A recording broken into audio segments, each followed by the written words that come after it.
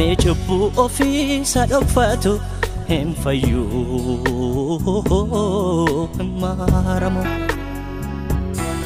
Garuu namni garaa jabaadhaan himatu hin gatamu. Nuti siminarraa cubbuu sajjannarraa dudda sit gannarraa si sodaachuu dhiifnee cubbuu jajabinaa hedduus hojjenneerra. Nu bal'isi harka araara keeti akkuma gaarummaa keeti fuula nuu deebisati.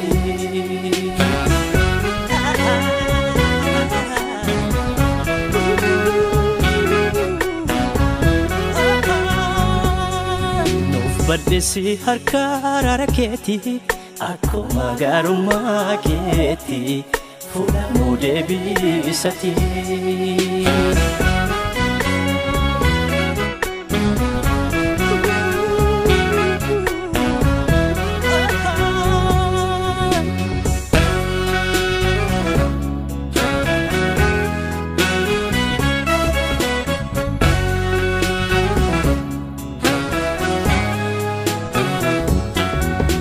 Sababi cubbuutiif lafti abaramteetti naasuuf yaaddoo du'aan isheen marfamteetti.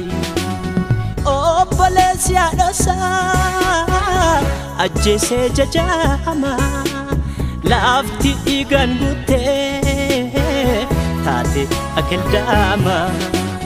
Naagaan ba'ee galuun dhaloota tulfaate maaloo araara keen yoo gidduu nu galte. Naaf guddaa boo'ee mankaraara dhiigatu gajjigaa jira maaloo ka'e waaqarraa.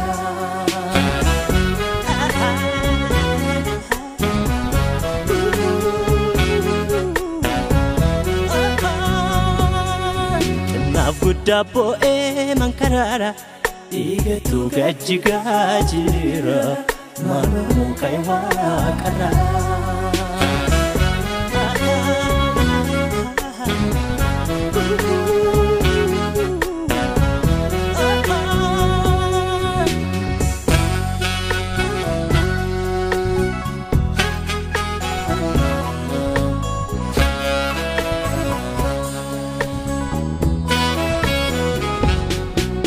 Somni bobboko kee ol ba'ee dirreetti dhugaan iddoo dhaabee hidhamee golaatti.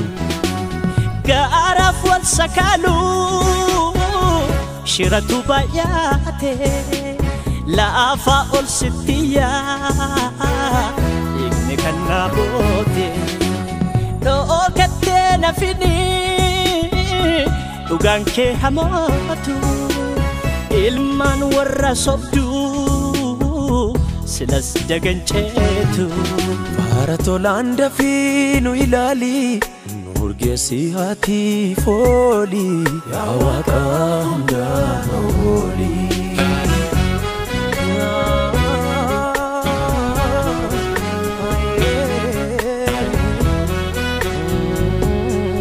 Bara tolaan dafii nu ilaali nu urgeessi haati fooli yaa Waaqa hundumaa nooni.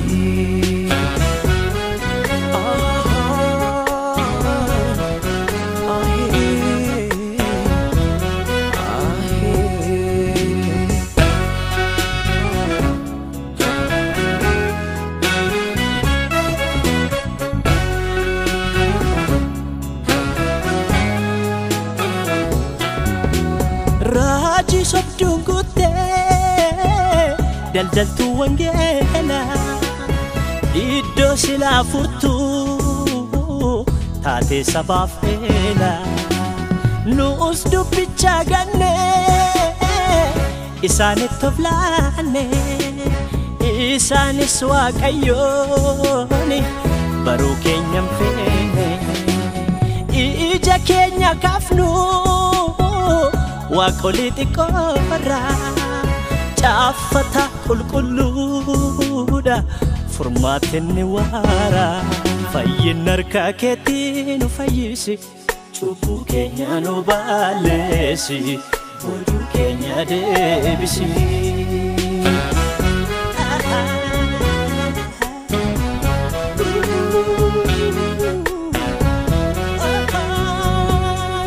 fayyin harka keetii nu fayyisi cubbuu keenya nu balleessi boojuu keenya deebisi